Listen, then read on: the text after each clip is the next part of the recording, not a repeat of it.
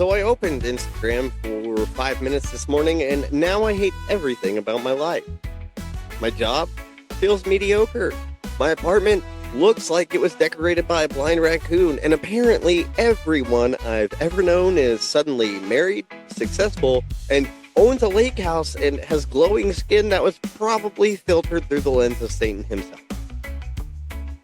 Meanwhile, I'm out here debating if eating cereal with a fork makes me innovative or just clinically depressed.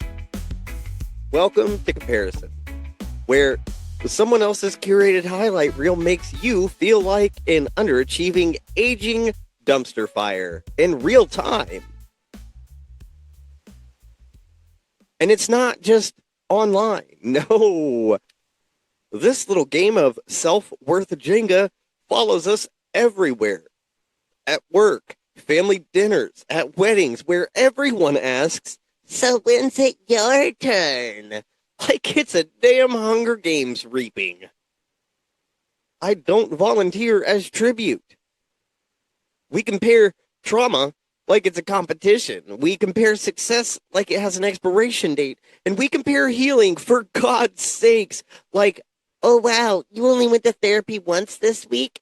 Cute. I've cried in 3 different parking lots and journaled about my father wound twice." So today on Brutally Human, we're throwing comparison under the bus and backing over it twice. We're unpacking why we feel like we're never enough, how social media is slowly cooking our brains, and why someone else's win isn't your failure. Because you're not behind. You're not even on the same damn racetrack. And maybe, just maybe, the only person you ever needed to catch up with was yourself. So let's talk about it.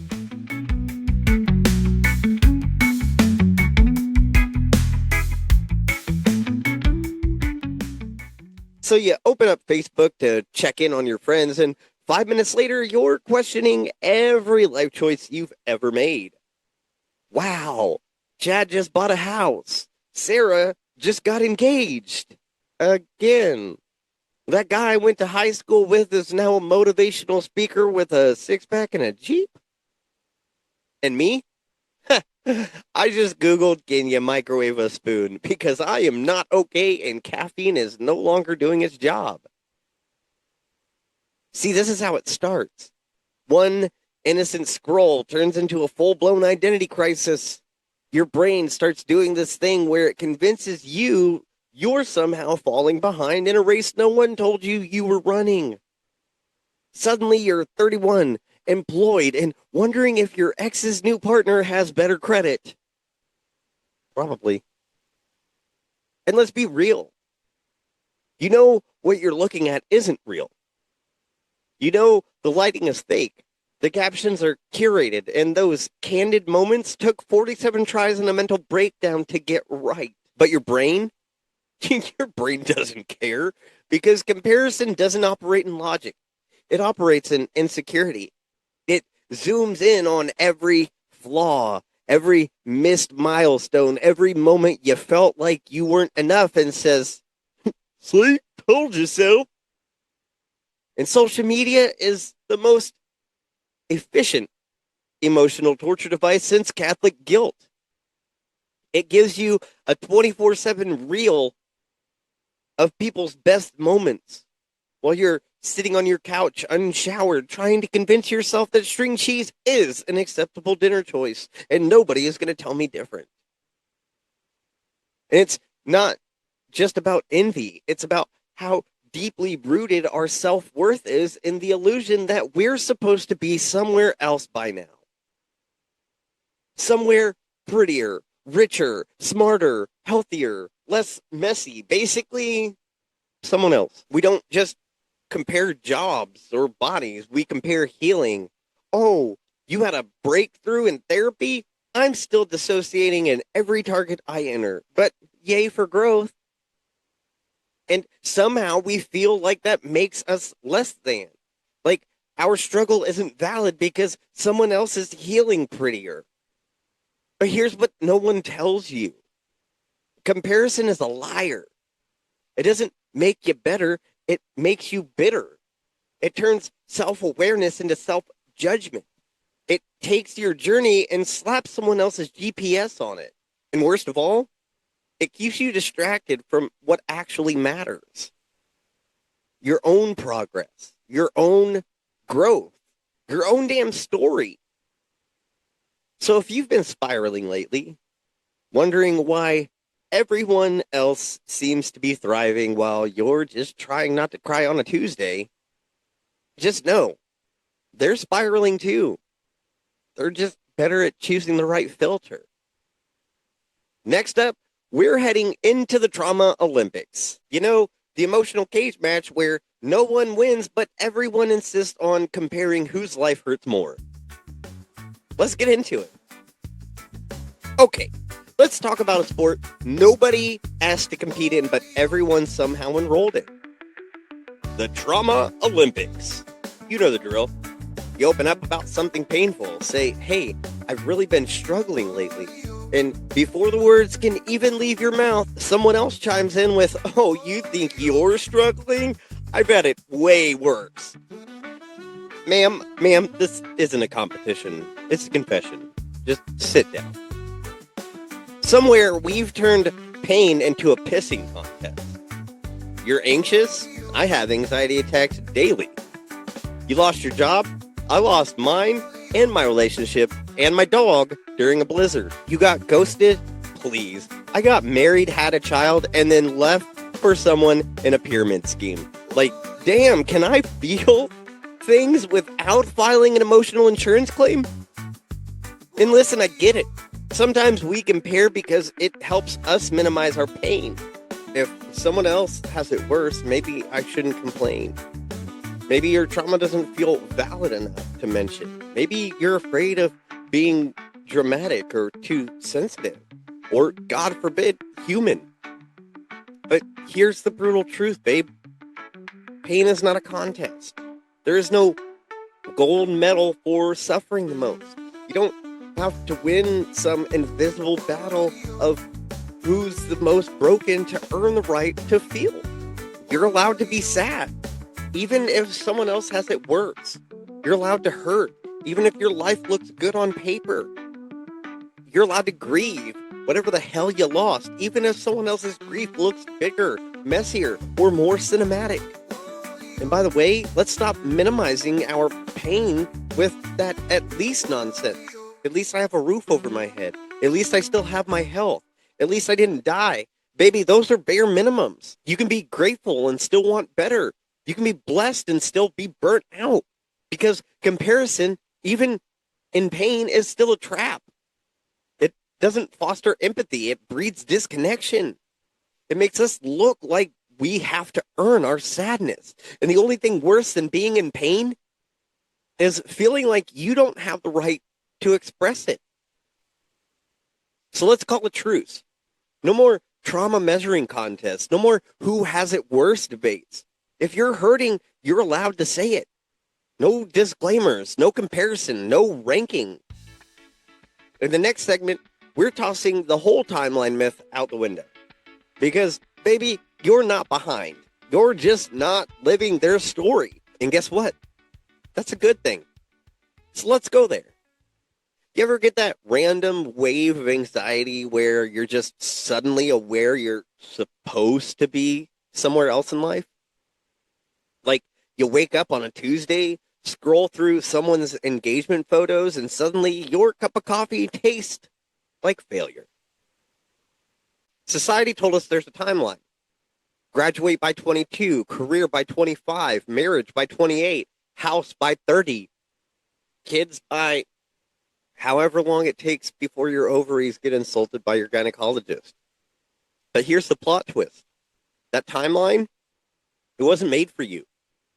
It was made for a version of life that doesn't exist anymore. We're out here trying to live on a script written in 1952, and meanwhile, we're just trying to pay rent, manage our mental health, and remember our passwords. And don't even get me started on comparing timelines to other people. Because Some people really be out here acting like they invented stability.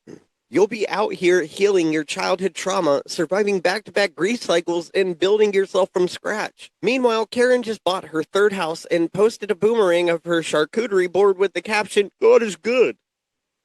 Cool, Karen. I'm over here trying to decide if I can emotionally handle shampooing my hair today. Let's make something crystal clear. You're not behind. You're not broken. You are not late. You're just on a track that doesn't look like theirs. And that's not only okay, it's necessary. Because if you got what someone else had, you'd also get what they don't post about. The panic attacks behind the curated content, the resentment in the marriage no one talks about, the debt, the pressure, the burnout. You don't know the full story. You're comparing your in progress to their highlight reel. And some of y'all don't need motivation. You need recalibration. You need to stop asking, why haven't I made it yet? And start asking, who told me I wasn't already enough? Because if success was just money, milestones, and followers, half of y'all wouldn't still feel hollow after you get those things. What you need isn't a deadline, it's direction. What you need isn't to catch up, it's to wake up and realize your story is unfolding exactly the way it was supposed to. So the next time someone hits a milestone and you start spiraling, just pause, breathe, and remind yourself that that's their track. Mine just has a few more scenic detours. And guess what? Most of the real stuff, the deep healing, the real love, the clarity, it happens off track. And the mess, and the reroutes, and the parts of the story nobody claps for, but matter the most. Coming up next, we're diving into how to stop feeding the comparison monster. Because if we're being honest, most of us are voluntarily letting that thing live rent-free in our heads.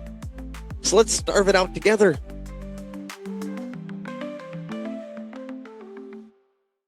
All right, we've dragged the comparison monster through the mud. Now let's talk about how to evict that damn thing from your brain. Because whether it shows up as social media envy, career FOMO, or why do all my exes seem happier without me syndrome, comparison doesn't just mess with your confidence. It steals your clarity. So how do we stop feeding it? Well, step 1, curate your damn feed. If every time you open your phone you feel like garbage, your phone isn't the problem. Your algorithm is. You are allowed to mute, unfollow, or block anyone who makes you question your worth. Yes, even if they're nice. Yes, even if you went to high school with them. Yes, especially if it's that girl who sells essential oils and swears she's a 6-figure boss babe when she hasn't really had a job since Vine shut down. Protect your peace. Your brain is not a landfill for other people's filtered flexes. Step 2. Gratitude, but not that toxic kind. Not that, well, at least I'm not homeless, guilt-ridden gratitude. I'm talking about real, grounded, present gratitude. Stuff like, I'm grateful I made it through this week without a full emotional breakdown. I'm grateful for my weird little sense of humor and the way I can still laugh even when my life sucks. I'm grateful for these sweatpants that haven't judged me once. Gratitude isn't pretending life is perfect. It's about reminding yourself it isn't all trash. Because when you notice what's working, you stop obsessing over what isn't. Step 3, celebrate your wins loudly. I don't care if it's small. Did you make your bed today? Flex it. Went to therapy? King. Didn't text your ex even though Mercury's in retrograde and your playlist got emotional? You deserve a trophy. You don't need a baby announcement or a 6-figure salary to be proud of your damn self. Every time you celebrate yourself, you're reminding your brain that your life matters. Even if no one likes it. Especially them. Step 4. Separate identity from achievement. You are not your income. You are not your relationship status. You are not your productivity level. You are a complex, brilliant, emotionally unstable bag of stardust trying to heal and thrive in a world built to make you feel like you're always one step behind. And guess what? You're not behind. You're just human. Comparison is loud, but your truth is louder. You just gotta turn the volume up. And if you ever forget how, I'll remind you. Because if no one else is gonna gas you up for surviving this hellstorm called life, I will. Every damn time. Now what do you say we bring it on home? Here's the truth, babe. You were never supposed to look like anyone else. You weren't built for their path, their timeline, their filtered feed. You were built for yours. And yeah, comparison is easy. It's addicting. It's sneaky. It slips in when you're scrolling or catching up with someone you haven't seen in years, or just minding your business in a moment of silence. And then suddenly you're questioning everything about your existence because someone else seems to be doing better. But their win, it's not your loss. Their marriage doesn't mean you're unlovable. Their six-pack doesn't mean your body is invalid. Their highlight reel doesn't erase your life. And if no one's told you this lately, you're allowed to be proud of where you are. You're allowed to move at your own pace. You're allowed to be the slow burn, the late bloomer, the one whose story takes time. Because the ones that take time are the ones that last. Next week, we're getting even realer and possibly more unhinged because we're asking the uncomfortable question, am I the toxic one? What happens when the problem is you? We're going to hold up a mirror, take a deep breath, and lovingly roast ourselves into a better version of who we thought we were. So bring a drink, maybe a therapist, definitely a sense of humor. Until then, do you, but this time do it with honesty, boundaries, and a little bit of grace. I love you, I see you, and I'll see you next week. Good night.